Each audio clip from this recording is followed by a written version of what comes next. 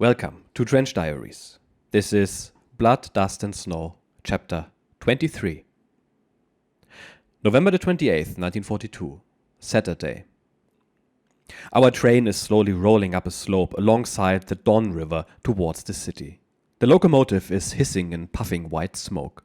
If we don't reach the peak of this hill anytime soon, we will come to a complete stop. We are now rolling into Rostov, for which we have fought so hard in spring and during the previous year. Since Novocherkassk, our journey has taken us past a long line of destroyed freight trains, hundreds of locomotives and thousands of railway wagons lined up behind one another, all destroyed by our bombings. It seems that they had planned to move the contents of all the factories in the Donets basin into the area east of the Volga. The wagons are loaded with electric engines, transmissions, steam boilers, pipes, turning lathes, industrial drills, too much to list it all here. In between are several ammunition transports which have blown up, and shells and shell casings litter the area for miles around. An unforgettable but also tragic scene. We have entered the station. There are Romanians on the other side of the platform. Our Lancers are taunting them and making derogatory remarks. Some of them are shouting over in German, which makes our guys fall silent. There are Volksdeutsche among them who are inquiring where we are from and where we are going. While they are standing there talking to us, the Romanian train suddenly pulls out of the station, leaving the men behind. Their reaction is unexpected. Ah well, never mind. The Romanians are wearing tall lambskin caps and in general look like gypsies. Only rarely does one encounter one who is washed and clean. There are some Italian Air Force members here too. They leave a reasonably good impression. We've just stood at Rostov main station, but now we are already across the Don. We crossed a gigantic bridge, and from up there we had an excellent view across the city. A gigantic city with many large high-rise buildings, but most of the houses are destroyed, burned out, collapsed during the bombings, or shot up in some way or another. Lots of buildings are in an American style, rough but enormous constructions. Many bomb craters around the bridge. On the other side of the Don lies Bataisk, and the land between Rostov and that town is a waterlogged floodplain which is crossed by several bridges and crisscrossed by dams. A road is running alongside the railway, covered by an endless column of transport lorries bringing fuel and ammunition to the front. Next to the road on both sides, large numbers of Russians on foot pushing carts or on small pannier carts. They are carrying or transporting large sacks of grain which they have acquired in Ukraine and which they now hope to barter for salt. By now, our train is carrying more Russian women and men than German soldiers. A few are looking quite clean, but most look scruffy, dirty and unkempt. A woman has just walked through the carriage. She probably did her shopping in Rostov. Over her shoulder she was carrying a new broom on the end of which she had affixed a large wire sieve. Around her neck and hanging down her back she wore one of those pretty Ukrainian shawls. There was something wrapped into her bright red headscarf which tightened the fabric and made its woven pattern stand out. We have taken up a Romanian Hauptmann and a few of his men as passengers, but in general we are all out of sorts with the Romanians after the recent developments in the Don salient. Watching the traffic here is highly interesting. There are a large number of Russian soldiers running around. They are armed with rifles and are wearing white armbands with the word militia written on them. These mark them as our fraternity brothers. All Russians in our employment are wearing these white armbands. Many have bags hung over their shoulders in which they transport their rations, similar to the way the French soldiers wore them. They are mostly stout fellows. I can't help noticing how the women here seem to be doing jobs which in Germany would be done by a strong man. For example, there are lots of girls and women swinging heavy pickaxes on construction sites alongside the railway. Some are carrying heavy railroad ties and planks, while others are working on the roads with shovels and picks. Since my days in Torn, I have noticed that Slavic women do hard physical labor. The train is now filling with comrades of other service branches who are hitching a ride to get back to their own units. There is no regular railway traffic to the Stalino region, and from about here the hitchhiking begins. We have kicked all the Russians off the baggage wagon, and now they are filled with German troops. All of them from frontline units. That is easy to tell by the casual manner in which they approach us officers. An old Lancer knows exactly how far he can go and with whom. I forgot to mention that we all had a wonderful bath in the morning. Inside an old railway repair shop at Novocherkassk station, the duty Unteroffizier had found a shower room with warm water, and we took the opportunity to order the entire company to shower, and that had worked very well. Putting on fresh underwear afterwards, we all felt fresh as newborn babies. I wonder how long that will have to last now. Tomorrow we will arrive at our destination and unload the train. Then the journey will be over and we'll have to say goodbye to our comfortable wagon. When, how and where will we go back in the other direction? At the moment, Lindenau and the old officer candidate Feldwebel Fink, the brother of our Fink of Abteilung 65, are playing chess. I am sure that Fink, with his 30 years, had hoped for a different employment than this one. The good doctor would have liked to become an officer at court and was not at all delighted when instead he was transferred into our fighting unit. Let's see how the brother will conduct himself. He might make a good soldier, and he's not stupid. We don't know when we'll continue our journey yet. Down here, everything is always either completely undecided or top secret. There is flag fire above Rostov, probably a Russian reconnaissance flyer. No one really knows what the situation in the Don salient is like, and the army communique remains silent about it. Of course, there are plenty of rumors making the rounds, but what is true and what is not, nobody knows. These latrine rumors are unavoidable. First, one might believe them, then there will be arguing of some kind or another, and then they are forgotten quickly enough. The candle here in the bottle doesn't give enough light, so I'd better come to a stop now. I don't want to ruin my eyes. Tomorrow, life will get a bit more interesting again. On the other side, some Unteroffiziere have started firing up our little wood stove. There is so much smoke now that I can hardly see anything. But the smoke has made it better and has woken me up a little, so I can spend a bit more time with myself and my diary. There's not much else to do. There's just enough light to play cards or to have a snooze. Reading only damages the eyes. En route from Novocherkassk to Rostov, we drove along a tributary river of the Don. On one side, endless columns of destroyed vehicles, and on the other side, the glistening river. A man wearing a red cap and riding a sinewy horse is racing alongside us on the opposite bank. I've seen him before, not too long ago. He is the commander of the Russian militia, who, in their silly uniforms, had been exercising on the station when our train pulled in. He has the appearance and looks of an old Tsarist officer or NCO, and he has got snow-white hair. He looks good in his uniform, and his command style was not to be sneezed at. He counted out the steps of his men while they were doing a turn. Raz, dva, tri, čtyři. In this colorful lot of white Russians marched along in good order. We all looked at what they were doing. Our allies, brothers-at-arms, I could not help but think that we need many more of their kind. If we had 60,000 Circassians or Kalmyks to deploy on anti-partisan duties and to build bridges and railway lines, then that alone would free manpower for 4 good divisions, an entire corps. We Germans need human resources, a lot of them. I think that at the beginning we didn't do enough to get the Russian prisoners on our side, and we didn't have enough food to feed those millions anyway. The newly conquered territories had yielded very little because the Jews and their commissars destroyed everything of use. Not an ideal situation, obviously. But that is an unfruitful subject, so enough of that. How are our comrades who have been taken prisoner faring? That is the fundamental question. November the 29th, 1942, Sunday. Today is the 3rd Sunday we have spent on rails. We are traversing the Kalmyk steppe. Lenin, the founder of the Soviet Union, originated from this area of Russia. If one wants to get a sense of endless vastness, then one has to come here. The steppe stretches as far as the eyes can see, now and then interrupted by strung-out villages.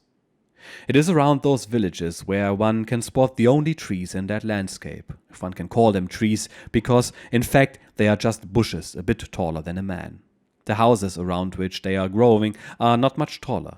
It is striking that, starting in Ukraine, the houses are that small. I guess that this is based on the fact that the people find it hard to source building materials. That is far easier in the forested terrain around Leningrad and in the central sector. In-house construction in north and central Russia, the logs are stacked horizontally upon one another. Here, however, the logs are placed next to one another vertically. The walls created that way are then covered with thin wooden boards, which are then smeared with a mixture of mud and straw. Once that has dried, the walls are lime-washed. We are now pulling into a station which belongs to a very modern village. This must be a good place to work. There is an enormous grain silo alongside the railway. On its sides there are several large suction lifters through which the grain can be sucked directly from the trains into the silo. All along the railway line there are large storage halls and wind-powered water pumps on tall steel frames. November 30th, 1942, Monday. I saw lots of interesting things today. We stopped at Salsk, and next to us there were several large armored trains which we had captured from the Russians and which were now being stored there. They will be of great use in anti-partisan operations in the middle sector. The huge shoeboxes would also be useful in Serbia, where the partisan situation is similar to that in central Russia. Sadly, I was just in the process of washing and shaving when I saw the trains, and I did not have the time to explore them on the inside. One locomotive had the name Komsomols painted on the side, and the others too all bore similar names of the Red Revolution. There are lots of Romanians here, all of whom have run away. Hundreds of them are queuing at our distribution points begging for some food. The bastards should be at the front. Now it is the German troops who can clean up for them. I have been talking to a Volksdeutscher soldier of the Romanian army. He is a 32-year-old mechanic and a Banat Swabian. Before losing their Transylvanian territory, Romania had a population of 18 million. In today's territory, there are only 12 million, but still Romania has raised an army of 2 million men.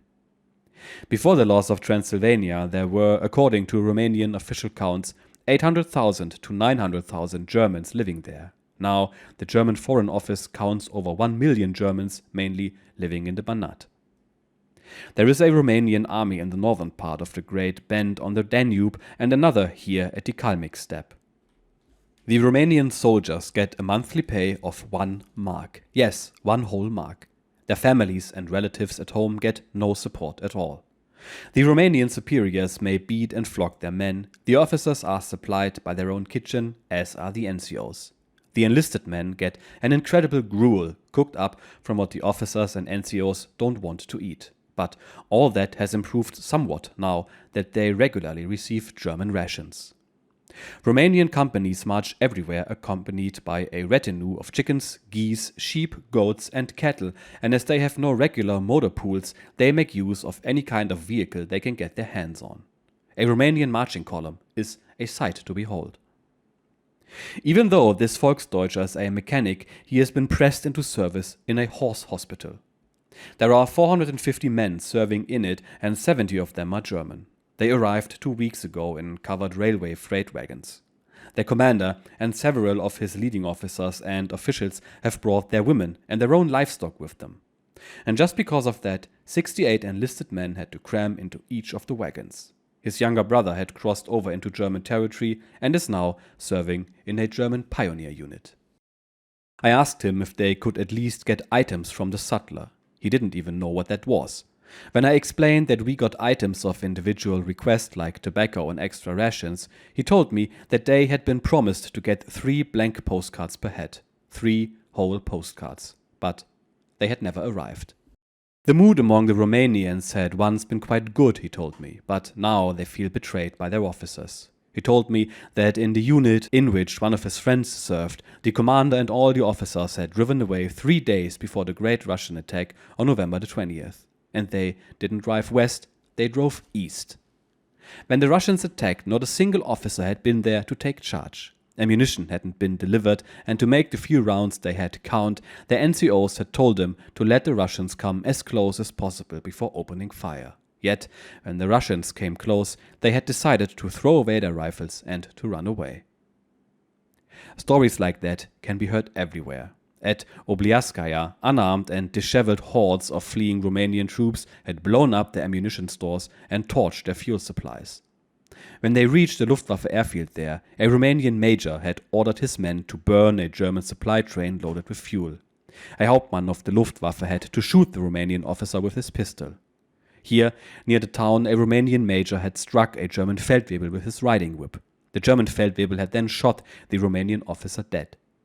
The case was brought in front of the liaison staff, where the Romanians got a rollicking and the Feldwebel went free. One does not beat a German. The Romanians steal everything that isn't nailed to the floor. Bruno Gerlach, the Kriegsverwaltungsrat, serving with the liaison staff, told me that he had been washing himself in a hospital train near Rostov. While he was doing so, he had placed his golden wristwatch on the bench next to him. A Romanian lieutenant and an Oberleutnant had walked past, and when they had gone, so had Gerlach's watch. Gerlach, serving in an influential position, confronted the two officers, who denied everything. And after an official complaint to their superiors, the statement remained the same. A Romanian officer does not steal. What a great joke. The train has stopped.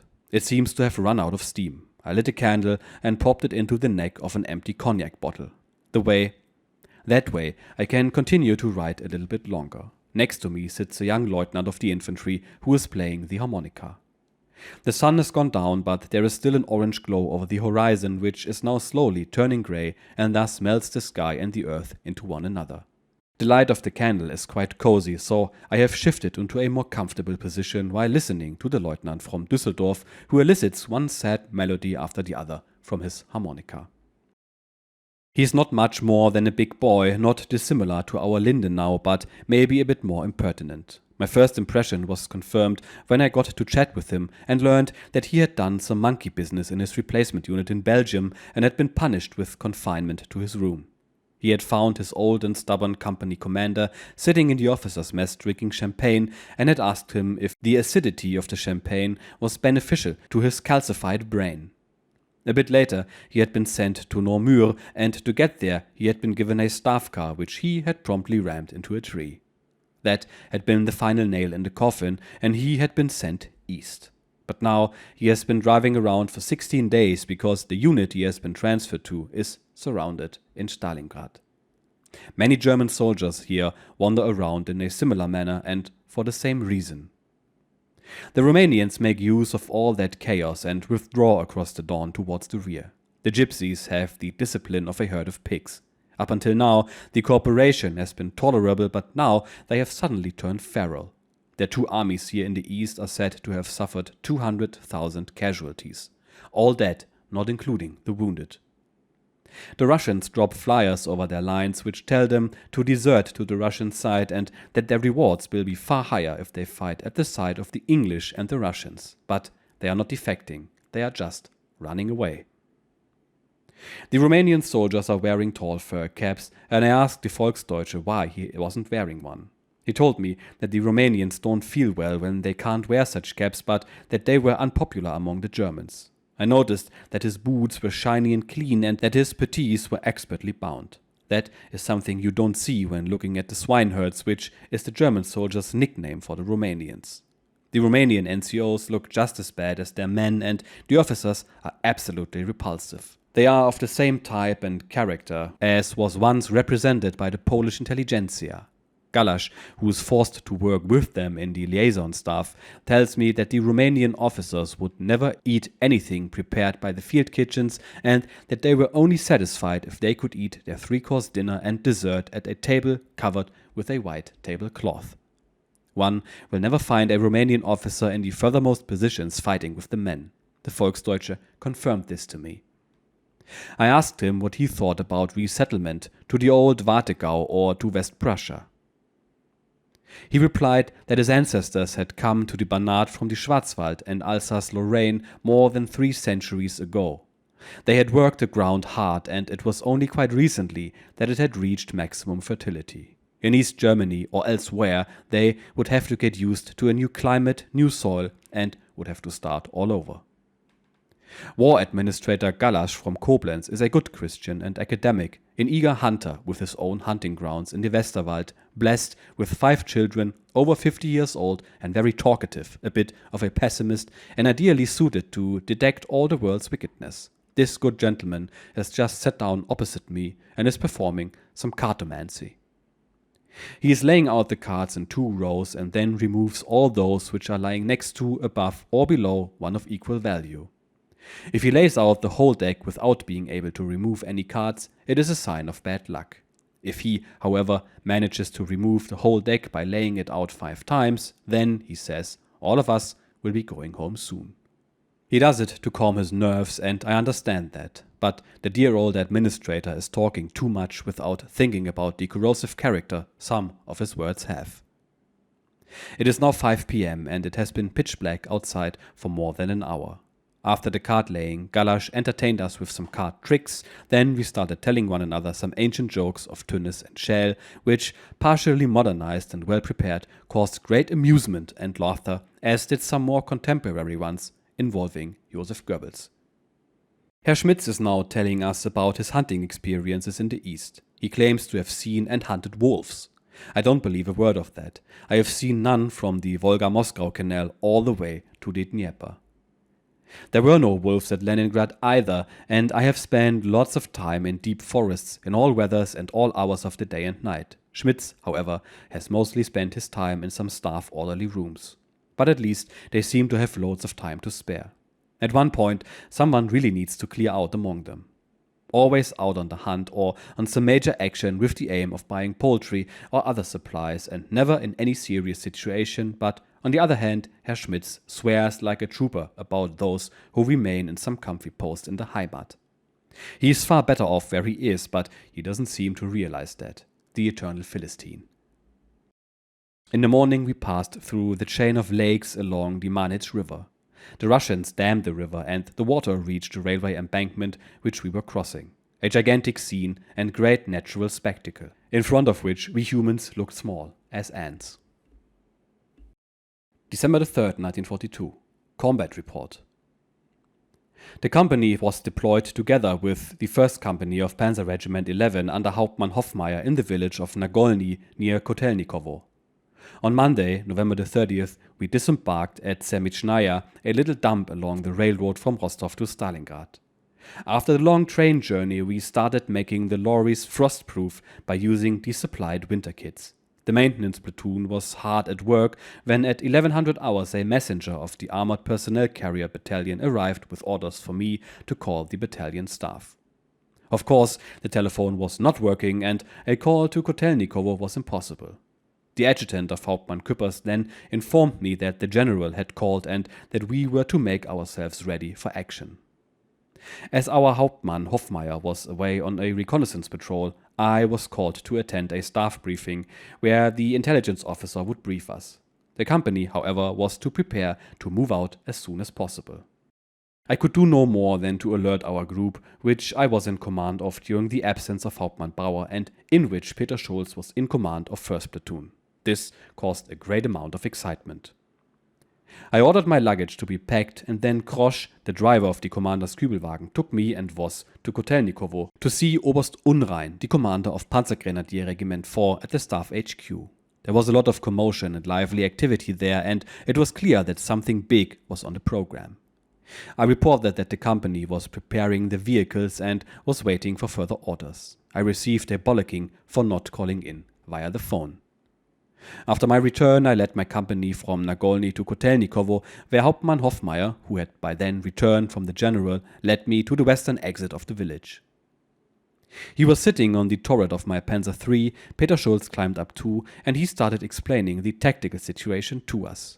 This wasn't easy in the lashing wind and the dense snowfall which turned the map soaking wet. He informed us that in the morning the Russians had attacked the village of Poklebin and had overrun it. Most of the companies and all of our batteries there had fallen into Russian hands. Now the Russians were preparing to attack Kotelnikovo. They had at least 20 tanks and a large amount of cavalry. Long columns of infantry were following behind them. Our Armored Personnel Carrier Battalion and our 2 companies were now tasked to annihilate these Russian forces. At 13:30 hours, our company and the APCs assembled on the steppe to counterattack. It was a glorious and great sight to behold. More than 30 armored giants, and behind them about 100 APCs carrying our grenadiers racing across the snow-covered plain. My heart was beating with excitement. With a powerful force such as this, our attack could only be crowned with success. Hauptmann Hoffmeier was an excellent leader, the ideal man to lead an attack such as this, one where speed and flexibility mattered. We drove across the airfield and the road from Kotelnikovo to Majorovsky. In the distance we could see an assembly of vehicles on a hill, most probably Russian tanks. In a hollow on our left, more vehicles. A brief halt to observe to all sides through the binoculars, but damn, the snowfall is so heavy that we can hardly see anything. As such, there's only one thing to do, a quick rush forward towards the enemy. Via the radio I tell Schulz, Opitz and Matusek to keep their eyes open and to report to me should they see anything. I can now see that the vehicles on the hill are reversing into a reverse slow position. Only 2 are not moving and remain where they are, and these 2 are T-34s. The vehicles on our left seem to be German lorries and reconnaissance cars, no danger from that side, so the charge continues directly towards the hill via the left flank, but for Hoffmeier it suddenly comes to a halt in front of a small valley, half filled with water and as such an absolutely impassable barrier for their tanks. And at that moment the dance begins. We are about 2,000 meters away from the Russians, who suddenly open up with all barrels. That was an eerie feeling after that peaceful time in France, where the only fire we had encountered had come in the form of a few puny rounds fired on exercise. A tracer shell howls over the turret and impacts the ground behind us. These brothers are serious. Time to get into a position where we can return fire. Our artillery fires smoke into the Russian positions and to at least give us some protection, but the wind is so strong that it is quickly dispersed and the Reds continue to give us hell. I ordered the 75mm armed vehicles to fire a few smoke rounds directly at the Russian guns, but that also fails to have any effect. We have to get closer. Hoffmeier's company should be attacking from the left now, but they are still blocked off by the valley. In the withering Russian fire, which was increasing in intensity, my men advanced a bit slower and I, instead of advancing with them, was slightly ahead, but in the heat of the moment I failed to realize this. But we had to close in, as our 50mm guns could do no harm to the Russians at a range of 1,500 to 2,000 meters. But then we also ran into a branch of the same valley, which was holding Hofmeier's company, which forced us to turn right, where, driving alongside the rainwater ditch, we tried to find a place to get across. Making a brief halt, we tried to take out one of the T-34s on the hill, but it was a futile gesture. I was still in the lead vehicle and was spurring the platoons of Opitz and Schulz on to catch up with me. More and more shells were now slamming into the ground around my vehicle, and suddenly, before the others had a chance to catch up with me, there was a mighty blow against the tank, which ground to a halt. "We've been hit!" Müller, the driver, shouted through my earpiece. Even in that situation, I couldn't help grinning when I heard this comical Thuringian accent. A shell had broken our left track. We had been lucky, and as we could still shoot, I gave the order to continue firing. I looked around to see what the rest of the company was doing, and at precisely that moment, the tank closest to me, Unteroffizier Steffens 502, took a hit on its turret. I saw the crew bailing out just seconds before a second shell hit fuel canisters on the engine deck, ripping them open and dousing the rear of the tank and its engine in flames.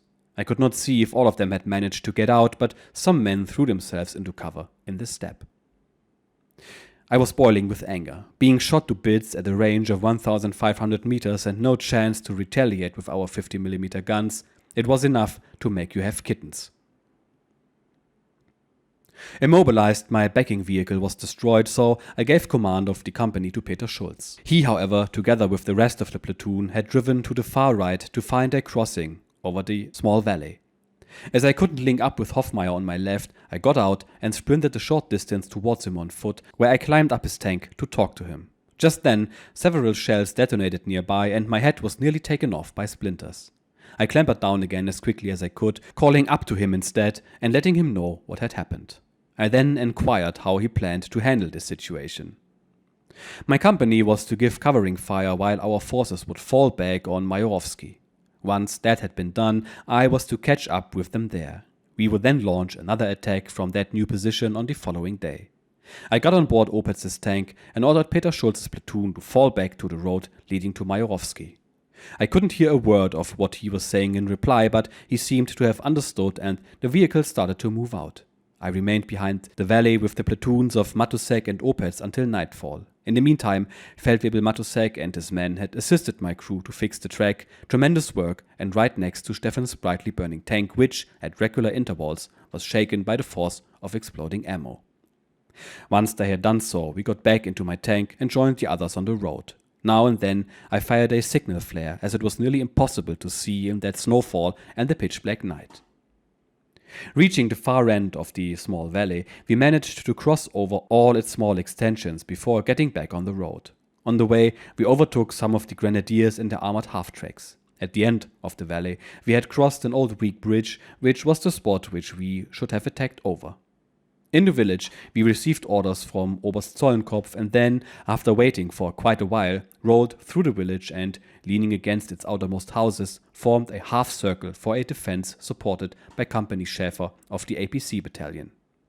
In the village, I found accommodation for me and my crew in a small house next to the one in which Hauptmann Schäfer was billeted. After a briefing by Oberst Zollenkopf, I returned to my quarters and was soon fast asleep, guarded by a plethora of religious icons who guaranteed that I wouldn't be tormented in my dreams. Our man is back at the front, and he is now in a completely different theater.